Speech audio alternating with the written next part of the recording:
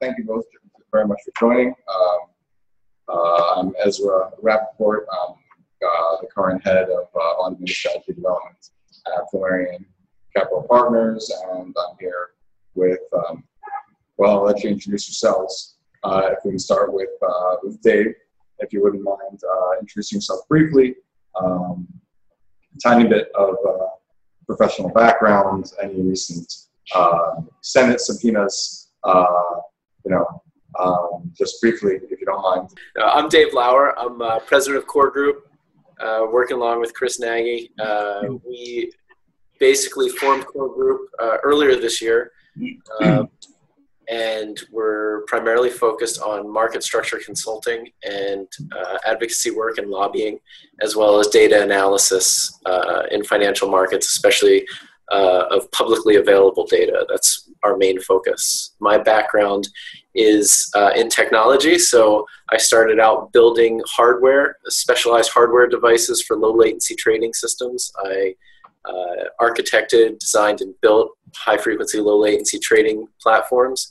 Then I went over and I did high-frequency trading for a couple of years, everything from quantitative research and analysis, developing the models, running and trading and managing the models in active production settings. And I left high-frequency in 2011.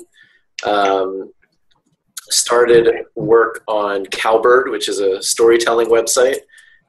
Told a story about how I had grown dissatisfied with high frequency that caught some attention on NPR and kind of thrust me into this advocacy role as somebody who is outside of the industry but still understands how things work, which is unusual. And that's led me to testifying before the Senate, sitting on the SEC Technology Roundtable after Night Capital, most recently testifying before Senate Banking Committee and the CFTC on technology, complex systems, and market surveillance, and working with buy-side clients primarily to help them understand market structure and reduce transaction costs with market structure knowledge in their order routing systems. It's very noble, and I thought that we love what you had to say to the Senate. It's great having someone who understands critical systems automation and large-scale complex systems. So great, it's so refreshing to have a voice, an engineering voice on the panel. Really, I think that there's not nearly enough computer science and engineering down in DC, so I like to try and fill a little bit of that role. That was great. I'm super happy and impressed with them, and glad that they had our lawmakers have the foresight and understanding to invite you.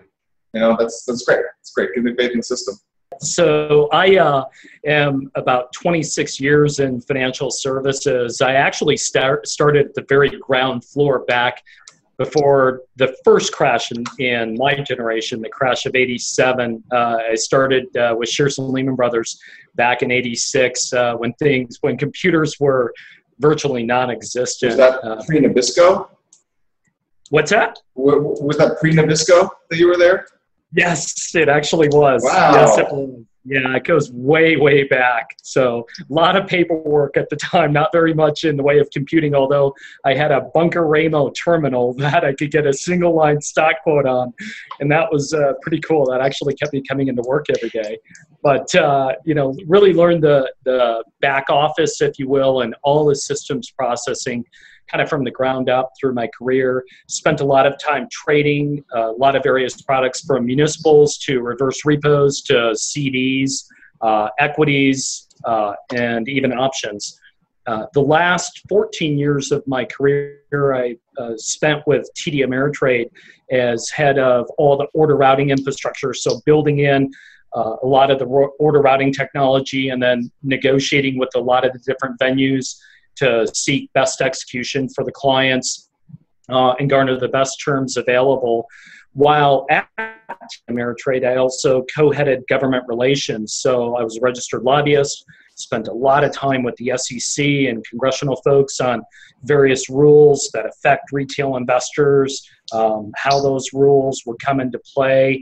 And I also worked as, I guess, my night job with some of the exchanges. So I was vice chairman of the Philadelphia Stock Exchange and Options Exchange from 2000 to 2004.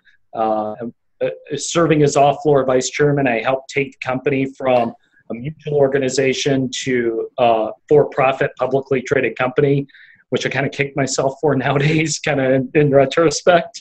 I was also on the board of the NYSE Amex Options Exchange. I've served on a lot of options committees. I chaired SIFMA, which is an industry organization, chaired that options committee, served on the Options Industry Roundtable, and I think a whole host more that I just can't remember.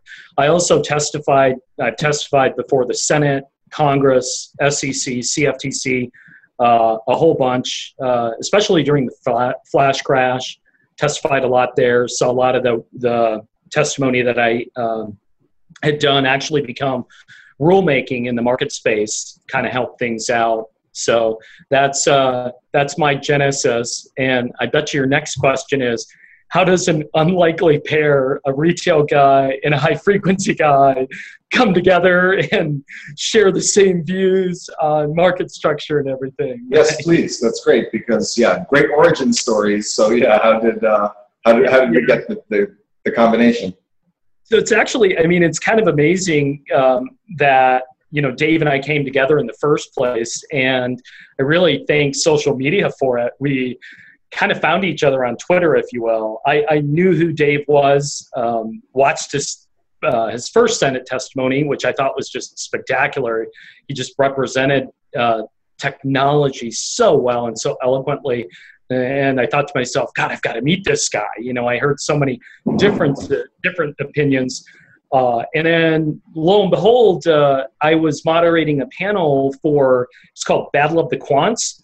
And we had a bunch of high-frequency guys on there. Actually, I had Haim Bodek, who's on your program a ton, on there. And I called Dave and said, hey, do you want to be on this panel with me? This was sometime in 2013. And he's like, yeah, that'd be great. So we had a little bit of time. We went out to lunch. Actually, we spent like 2 or 3 hours at lunch chit-chatting. And what we couldn't believe is, two guys, again, that came from polar opposite spectrums of the financial markets agreed on every single topic of how markets should change, what structure should look like. We thought this just can't be coincidence here.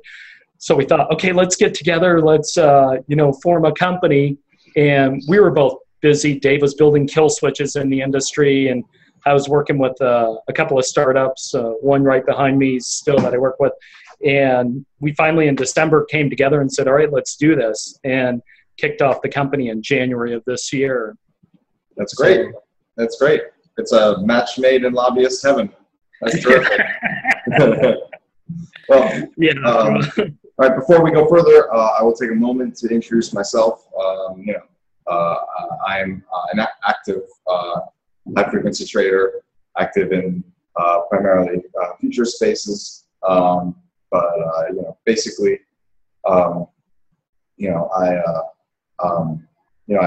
I believe that that high-frequency trading can be obviously done in socially responsible and ways that are responsible to the larger trading ecosystem.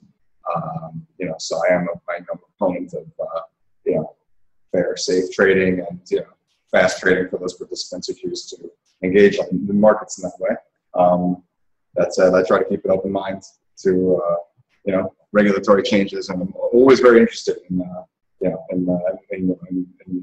you guys see the market. To which, can we talk just for a moment about core trading, if you don't mind? I guess, Dave, if you'll introduce to basically starting, if you don't mind, with the mission statement. Sure. So, Core Group is a market structure consulting and advocacy organization, and we're focused on a couple of different things. The primary focus is data-driven analysis and helping firms navigate market structure. And so that kind of comes out in 3 different ways. The first is that we have website membership and people can join, and we've collected data from every publicly available source, 605 and 606 reports, now the FINRA ATS volume reports, SRO filings, Dodd-Frank tracking, everything that we can find that's market structure related. We pull together on our website and we bring it under one roof. We've designed some really interesting interactive analytics and data visualization tools.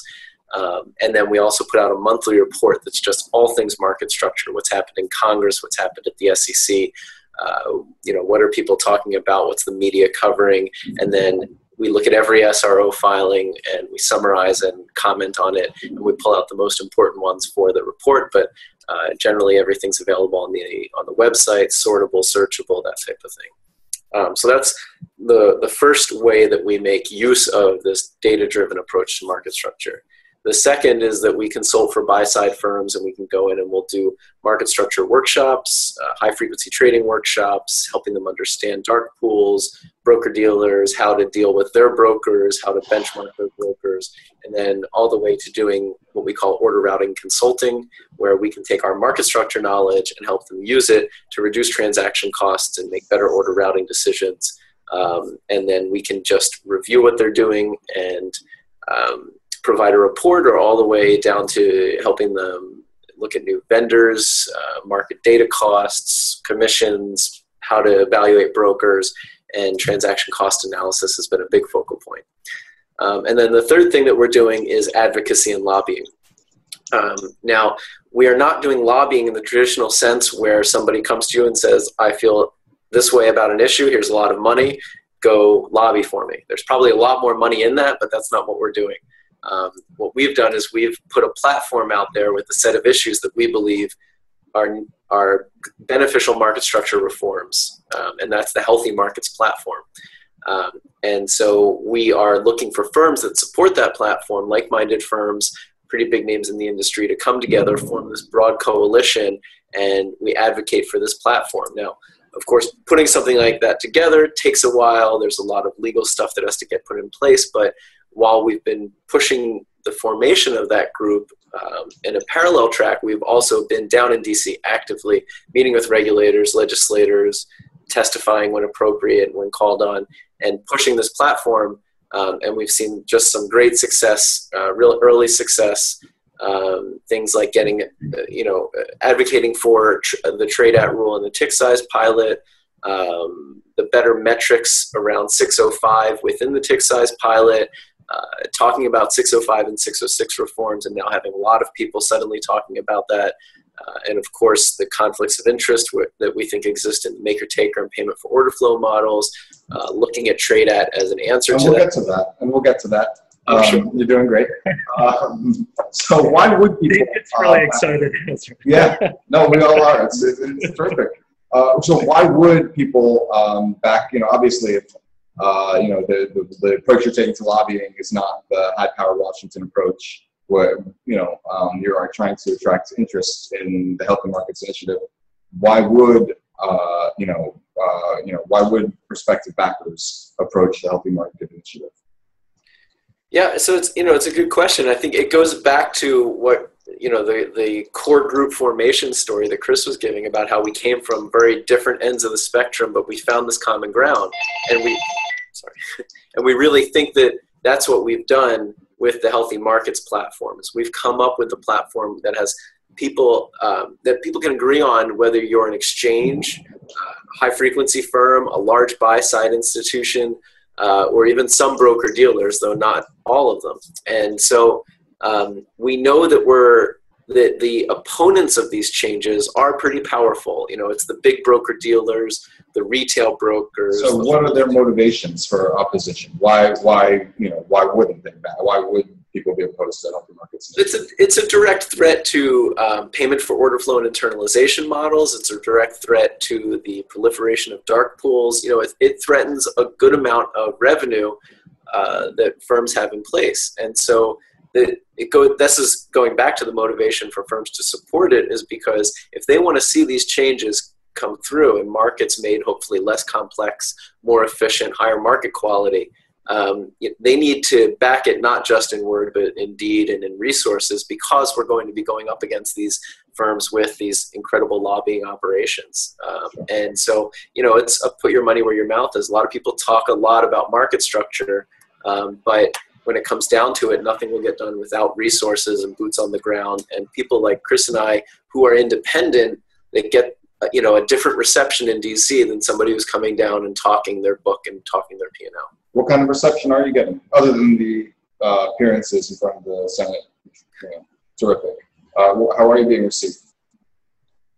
Chris, you want to talk about? I'll take that a little bit. Spending a lot of time in DC, working for a financial services firm, I had that context of kind of what to expect in DC, and then following that, being totally independent like Dave and I are, and really unconflicted. The reception absolutely different.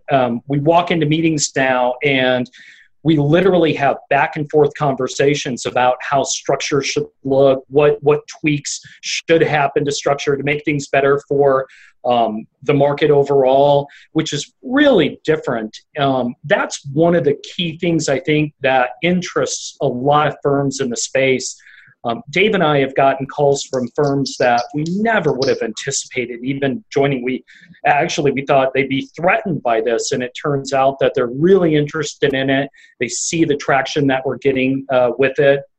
And just a note on traction, just in the last month and a half, Core Group has testified twice before two very important committees. Dave testified before the CFTC Technology Advisory Committee, and then just 2 weeks ago testified before the Senate, the full Senate committee, which is pretty impressive. So from a traction standpoint, I think that's a dramatic and huge indicator of what we're able to accomplish in that regard.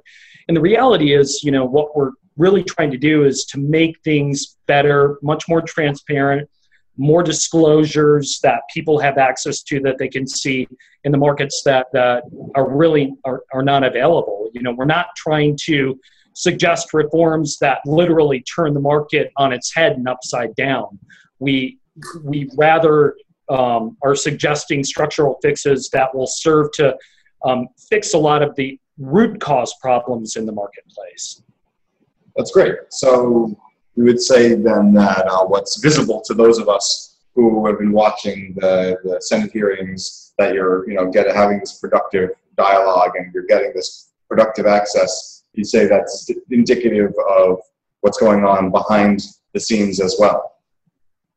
Oh, absolutely. I mean, there's an awful lot of work. When you see a hearing take place, you only really get the periphery of what's actually going on. There's a lot of work that goes on, and there's a lot of very capable and smart people that are on the ground in D.C., on the congressional side, working a lot of the issues that have, quite frankly, been there for a lot longer than maybe their senator or congressman has been in the position. So they're very knowledgeable on structural issues.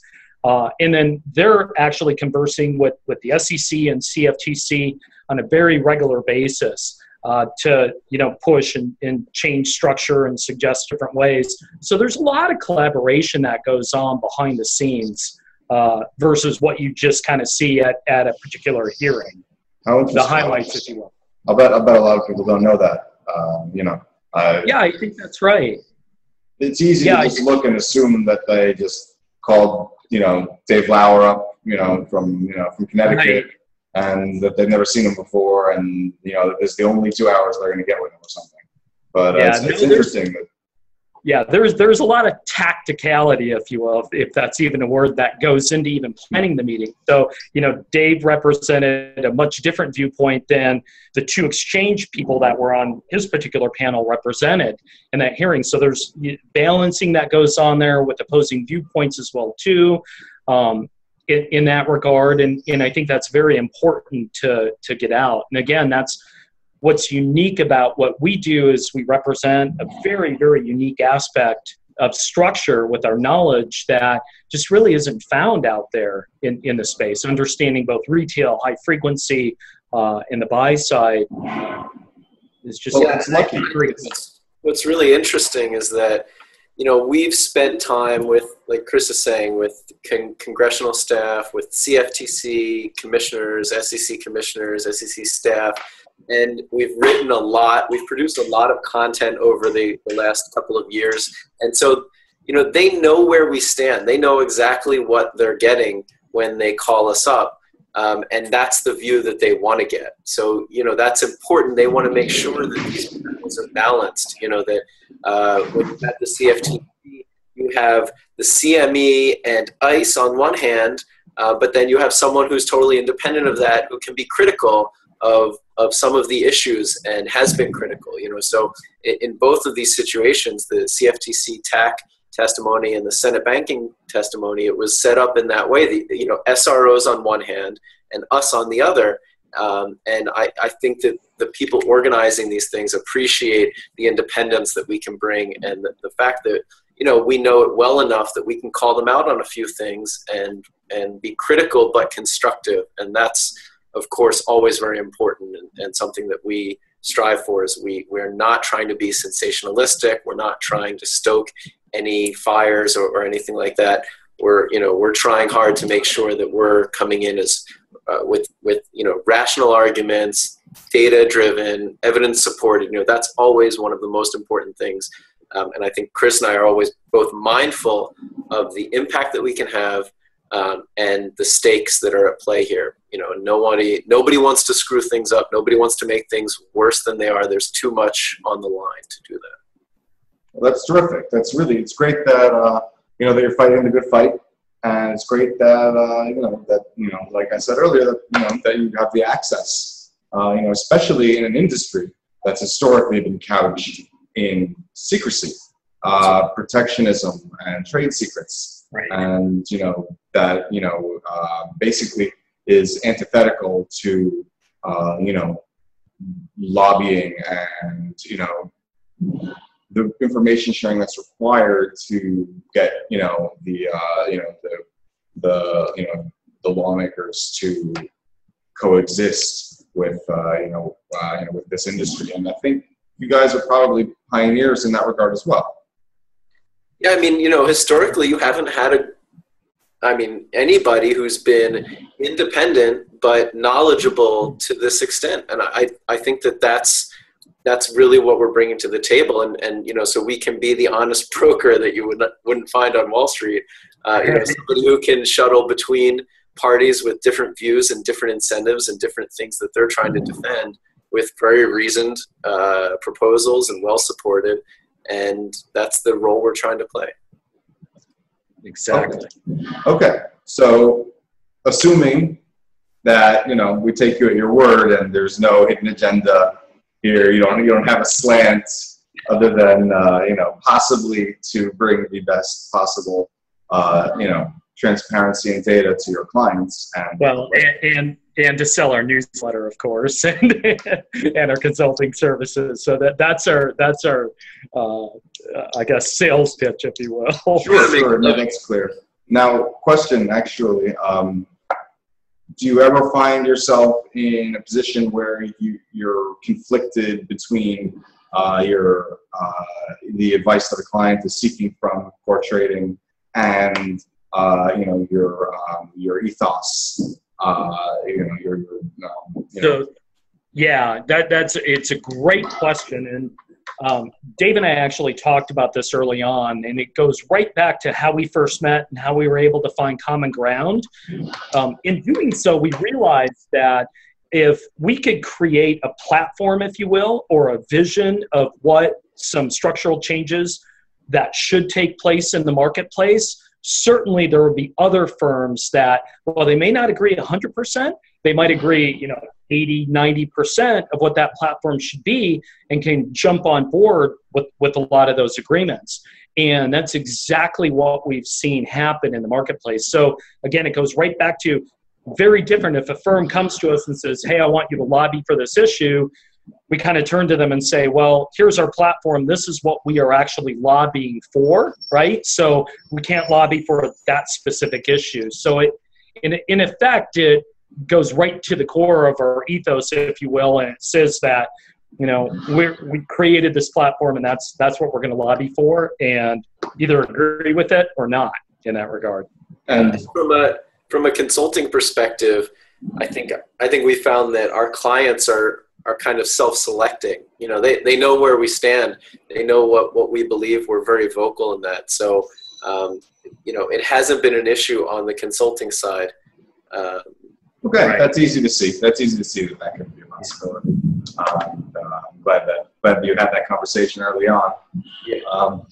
So if we can get into a couple of specifics, I think everybody's really curious about maker taker, and if you can start by defining the term, and then basically if you can just give me your thoughts on the structure. So, Dave, can I start and then have you jump in? So I've always felt that maker-taker really presents a lot of structural issues in the marketplace. The simplest way to put it, it's like a tax that you don't see or that you don't know about it. So whenever you go to buy or sell a stock off of the displayed quote, there's a rule in effect that says you can't charge more than 30 cents a hundred. So all of the exchanges like NASDAQ and NYSE charge 30 cents a hundred for that. That's the taker side of the equation. The maker side of the equation is the exchanges will actually pay a brokerage firm to post a limit order on that exchange. Those payments are actually higher in many cases than the take charge. So they can be 35, 36 cents, 100. That's what's come under a lot of scrutiny as of late is, are those charges too high? Should they be reduced? Should they be eliminated? What kind of frictions do they create? And we see a lot of frictions that are created as a result of it. Actually, kind of funny, the Levin hearing, which was a judiciary hearing that really examined this, and you can go back and look at Senator Levin actually sent a letter to Mary Jo White today regarding the maker-taker model, and it should be eliminated. But during that hearing, my name was brought up saying that I was against maker-taker. What's changed with the particular firm that I worked at, which was kind of interesting. So I've always felt that it's been a roadblock. I even asked the SEC, how they came about in deciding 30 cents as the right number. And one of the longtime people at the SEC kind of leaned back, looked at me and said, I don't know, it's kind of what's in the market at the time, right? So what was in the market at the time has changed dramatically. Structures changed dramatically. And a lot of the disclosure rules around maker-taker have become very opaque. So we don't really understand what sort of conflicts are being introduced.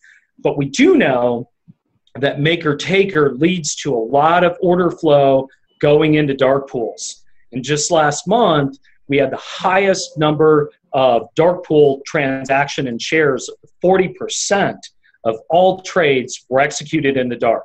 So not on a lit exchange. And that's really bad for lit markets, liquidity, retail investors, institutional investors alike. So a lot of that root cause is directly on the maker-taker. We've been pushing hard on that. And about 2 weeks ago, Steve Luparello, the new head of trading and markets, said that they might look at a maker-taker pilot, eliminating maker-taker, and maybe a very active ETF like spiders, for example, and seeing what the effects of something like that would be. So we're really encouraged to hear that coming from the SEC. I don't know, Dave, what else do you have to add on that? Yeah, I think that one of the primary problems with maker-taker is the conflict it introduces in terms of broker routing practices, and that's what Robert Battaglio found in his study. And I think that there's a lot of frustration out there that we can't get more data on the issue. And the data's out there, but firms aren't willing to share it. And even at the hearing, Levin put TD Ameritrade on the spot and said, will you share this data with Robert Battaglio so that he can run this analysis on your data? And under oath, they agreed to it. Of course, there hasn't been any follow-up. So I think that we push for more data. We're pushing for a pilot to re-examine maker-taker. And maybe that pilot could consist of, again, one group of stocks in which you reduce the fee cap and that will bring down rebates, and one group of stocks where you eliminate the ability to have rebates and no price controls, and that will probably bring down fees naturally through competition. But I think we both well understand that if you get rid of maker-taker, there can be some serious unintended consequences. So we're conscientious of that, and it's a major concern. Maker-taker does introduce a level of transparency on order flow inducement that I don't think existed before that.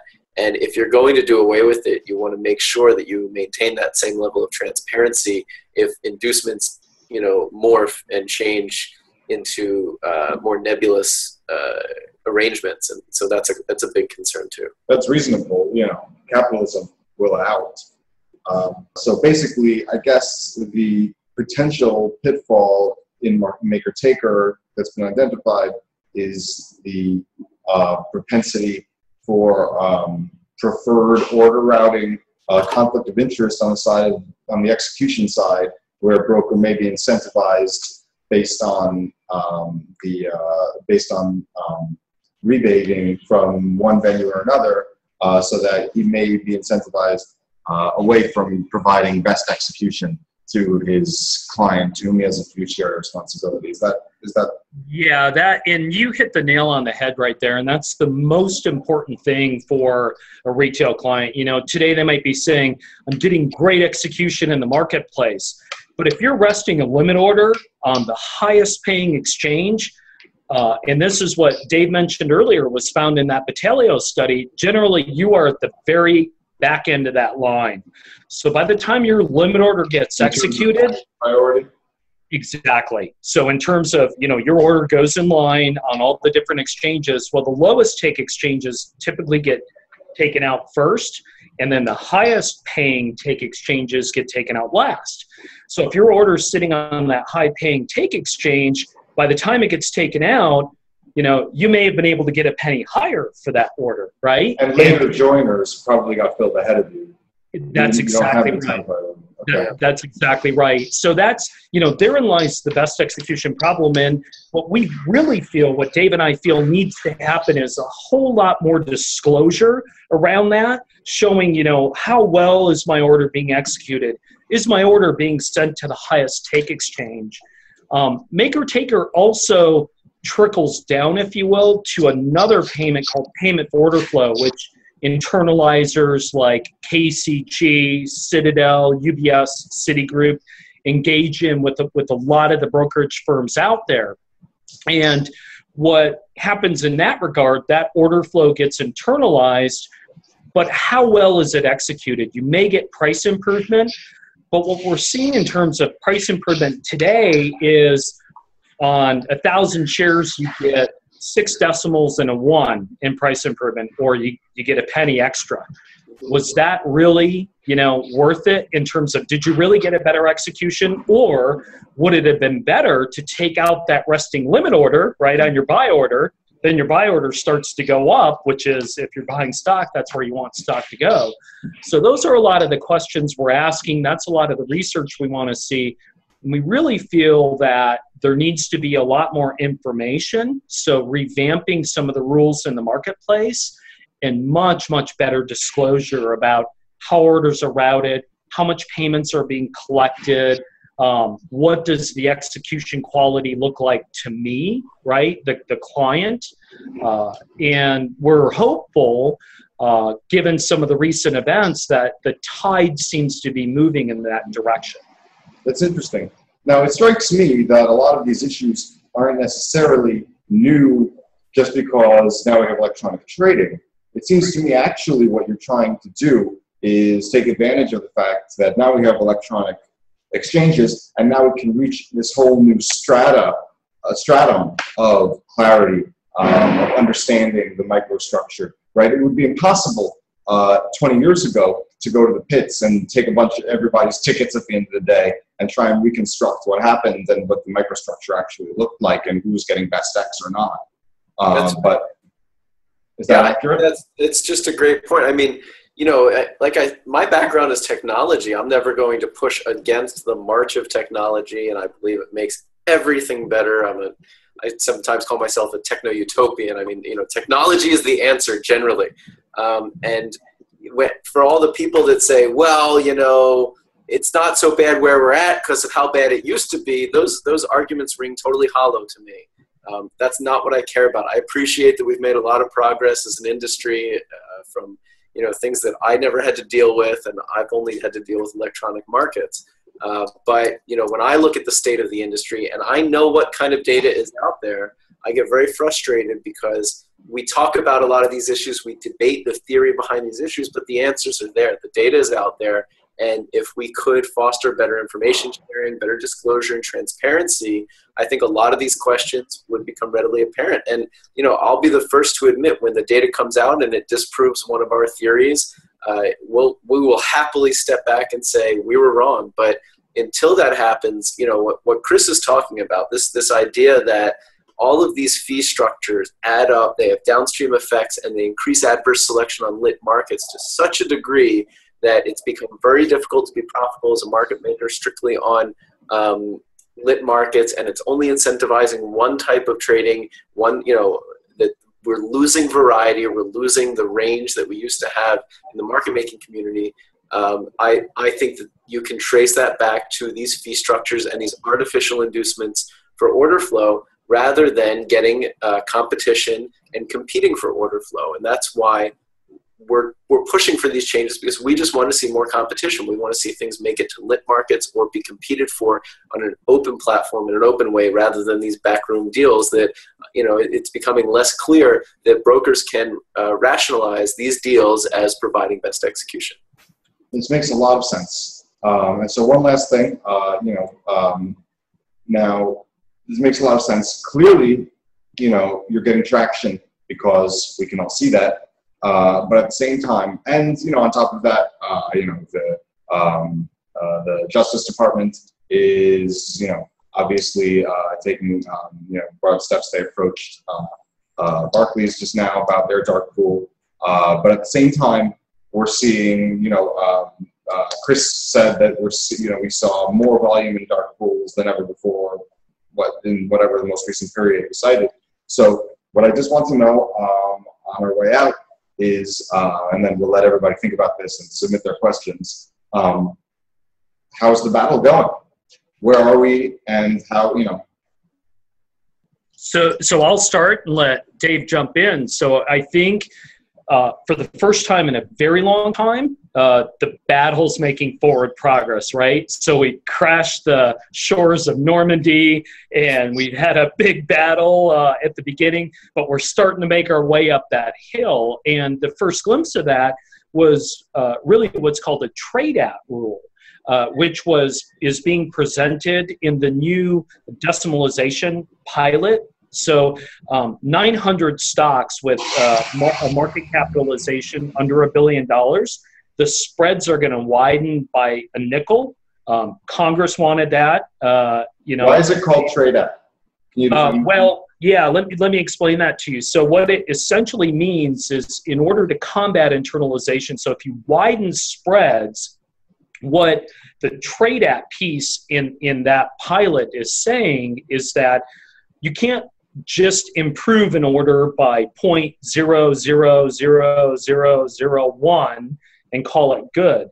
If you're going to price an order or internalize an order in a dark pool, there's a cost to that. And that cost is you have to provide meaningful improvement to the order if you're taking it away from a public exchange. So that rule calls for 10% of that order has to be improved by 10% if the spread's a nickel, which is fairly significant. And that should help bring some volume back to the lit exchanges, although we're talking about small cap securities.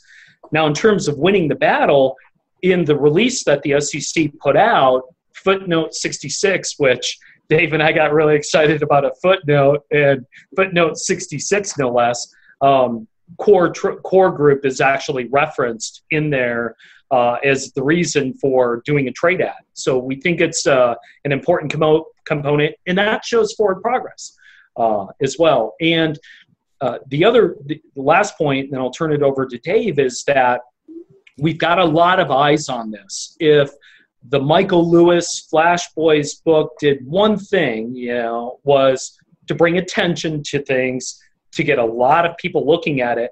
And sometimes in order to make change, you need to have a lot of important people having attention on the matter to move things forward. And that's what we're, I think, finally seeing. And that's why I think, we're going to see a lot more changes with structure in the marketplace in the coming year or two. Yeah, I just think that's exactly it. It's slow progress, but when you kind of consider that we've really only been at this in an organized way since the beginning of the year, we're pretty thrilled with the progress. That regardless of whether you think the tick size pilot is going to be a good thing or not, and I honestly don't know. I'm going to wait to see the data. I wasn't a proponent of the tick size pilot, but when Chris and I got together, we saw that was a perfect opportunity to introduce the trade at rule and to get some data around it. And so we pushed on that on our, not in any funded way. We did it because we thought that was an important thing to do and would help to prove out what we've been trying to say, this whole time. And so we were really thrilled that was made a part of that pilot. And I think that's going to be the big differentiator within the pilot, and not necessarily the wider ticks. And I think that the metrics that the SEC is asking for, they pulled those almost some of them word for word from the Healthy Markets platform, where we've been arguing for better 605 stats. So that's been great to see. We've seen lines in SEC commissioner speeches that have been pulled directly from the Healthy Markets platform, people talking 605 and 606 when they weren't really before it, when they've been written off as worthless. There's a lot to do, and the things that we don't see happening, like we didn't see Mary Jo White talk about maker-taker reform, and so there are other things that we haven't seen her talking about, so we know that we still need to stick with it. But for just being at this for half a year, we're pretty thrilled with the progress so far. How exciting! How exciting! It's clearly you're having meaningful effects. In an industry you love. That is great, and if I can editorialize for a moment, and I will, I think that not knowing how the maker-taker pilot will go, or even just being conflicted about, I think I love to hear that, because that's responsible science, in my opinion. There's if you have an opinion about it, then you're probably going to validate that. But if you're actually motivated by the data. And you're really just seeking, a certain kind of, optimal scenario, a utopia for markets. I'm glad that you don't have an opinion, and I'm glad that it's that it's people with that kind of, scientific, rigor that are, representing the industry to the lawmakers. So that's great, and I'm sure we've given the Sanguichi demographic a lot to think about. And as I understand it, we're going to meet again in a week to take some viewer input. So thank you very much for your time. Yeah. Thanks a lot. All right. Thanks, guys. Thanks, Bye. guys.